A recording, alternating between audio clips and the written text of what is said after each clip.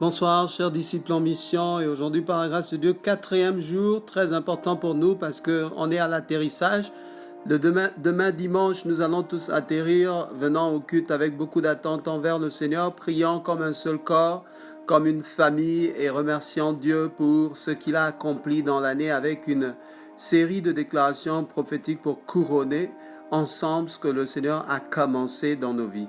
Nous avons vu le Dieu bon et grand, et tout ça dans le grand thème du Dieu puissant et redoutable. Donc le premier jour, Dieu bon et grand, et le deuxième jour, le Dieu transcendant, le troisième jour, le Dieu immuable. On connaît tout ce que ça veut dire désormais. Aujourd'hui, nous allons voir le Dieu souverain simplement, le Dieu souverain.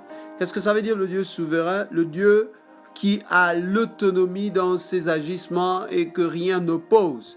Et vous savez, pour nous, c'est très, très important en tant qu'enfant de Dieu de comprendre que notre Dieu, non seulement est transcendant, non seulement il ne change pas, il est immuable, non seulement il est bon, il est grand, mais il est aussi ce qu'il déclare tient, ce qu'il déclare s'accomplit. Donc, il a une souveraineté dans ce qu'il déclare. C'est-à-dire qu'aucune autre autorité ne peut révoquer ce qu'il a déclaré ou ne peut arrêter ou empêcher ce qu'il a déclaré.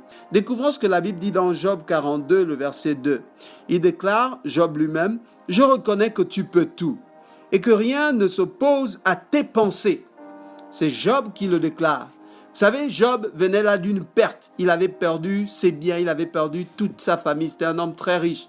Il avait eu des décès dans sa famille. Il était lui-même malade. Il avait une dépression. Il souffrait d'une dépression. Il souffrait même de l'abandon de ses amis, la trahison de ses amis. Sa femme est allée même jusqu'au point de dire « Mais maudit ton Dieu et meurs ». Mais vous savez, dans tout cela, le résumé de Job était sa compréhension pour la souveraineté de Dieu. En disant « Je reconnais que tu peux tout ». C'est une autre façon de dire « je reconnais que tu es souverain ». Si quelqu'un ne peut pas faire tout dans ta vie, c'est qu'il n'est pas souverain. Notre Dieu peut tout, c'est pourquoi il est souverain. Et rien ne s'oppose à ses pensées. Sachez-le lorsque vous vous approchez de lui.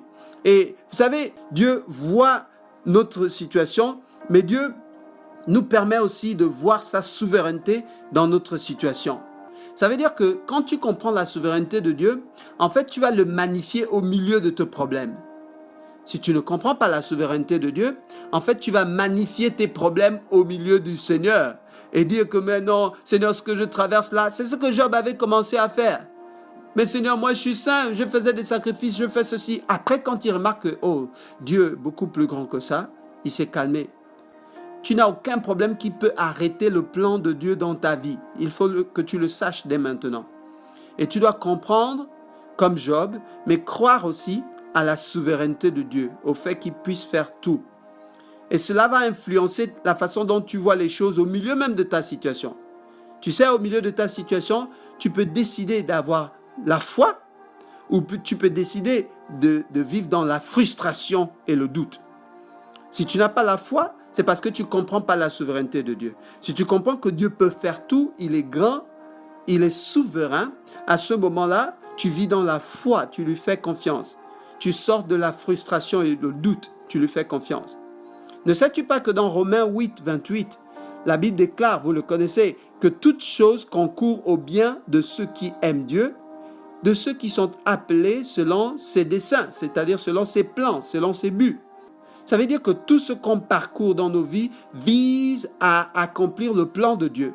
Si tu comprends ça, quand tu perds ton argent quelque part, si tu comprends ça, quand tu as un peu perdu ta santé, si tu comprends ça, quand tu es au milieu d'une situation d'impossibilité, tu ne vas pas te plaindre. Au contraire, tu vas honorer Dieu parce qu'il aligne ton cœur dans sa souveraineté, dans son but en fait. Tu sais désormais que tu ne vis plus pour les petites demandes. Oh Seigneur, bénis-moi ici, bénis-moi là. Mais le Seigneur t'amène dans sa grandeur. Et tu comprends donc sa grandeur. Tu as une vision plus grande de qui il est. Tu as une vision plus grande aussi de ta vie. Vous savez, tel que je vous parle, je ne vis plus pour moi. Chaque jour, ma vie, en fait, est une offrande au Seigneur. Quand je prie plus pour vous que pour moi et ma famille.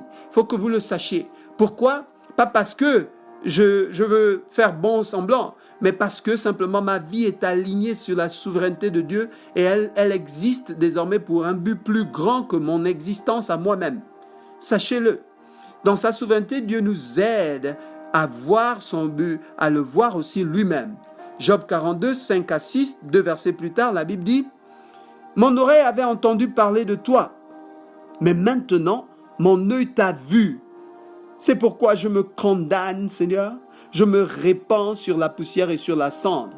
Quand on ne le voit pas, on vit dans les plaintes et les plaintes qui se multiplient de jour en jour. Seigneur, pourquoi tu n'as pas fait ça? Seigneur, pourquoi tu n'as pas fait ci? 2020 est passé. Seigneur, voilà encore même, je savais déjà. Seigneur, l'endroit où on prie est trop loin. Seigneur, ceci, cela. Tu vas te plaindre.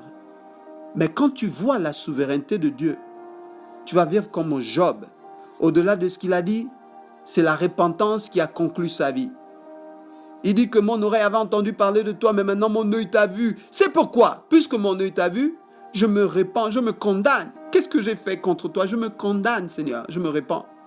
Je prie que ton œil en 2021 voie le Seigneur au nom de Jésus-Christ de Nazareth. Quelle est ton idée de Dieu? Est-ce que tu l'as vu agir au milieu de tes problèmes? Ma prière est que tu le vois dans tes besoins. Dans ton manque, que tu vois le Seigneur. Dans tes questions, que tu vois le Seigneur. Dans tes relations, que tu n'entendes pas seulement les conseils, mais que tu vois le Seigneur. Dans ton obéissance, que tu ne marches pas seulement pour lui, mais que tu vois le Seigneur. En 2021, ma prière est que ton cœur soit aligné au but divin du Seigneur, afin que tu vives plein d'espoir et d'encouragement du Dieu souverain, et que tu le vois dans toutes tes entreprises, dans tes actions, dans tes réactions, dans tes imaginations, dans tes visions, dans ta famille, que tu vois le Seigneur. Puisse Dieu te bénir dans ce temps de jeûne, ce 4e jour, pendant que nous sommes en train d'atterrir avant le dimanche. Je prie que tu vois le Seigneur dans ta vie. Que tu pries et que tu dis, Seigneur, fais-moi voir ta souveraineté, afin que je te voie et que je me taise. Quand on voit le Seigneur, on ne parle pas trop. On se tait et on l'élève simplement. On se tait et on se condamne, on se sent bizarre. Seigneur, tu es trop grand, tu es trop bon, tu es trop souverain, je te lève. C'est ma prière pour toi durant ce jeûne et cette prière. Puisse le Seigneur se révéler à toi qui m'écoutes pour que désormais tu le vois de façon spéciale et ta vie ne sera plus jamais la même.